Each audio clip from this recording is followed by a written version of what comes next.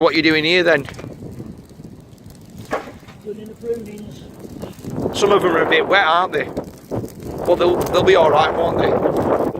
No, they won't be. Won't burn if they were wet. You'll get some good potash from this, won't you? I should do, yeah. If it doesn't pour down before I get to get it out. It's raging, that. Messy. Nice bit of free fertilizer. It's good for the fruit, isn't it, on plants? Yeah.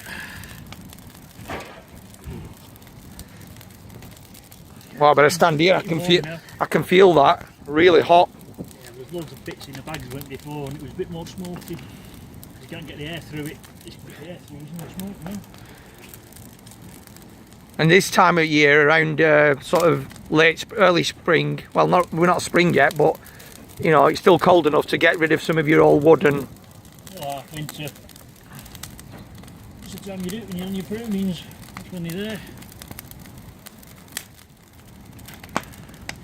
And it's this stuff at the bottom here, your potash, that would be really good to put back into the ground, won't it? Yeah, loads of that.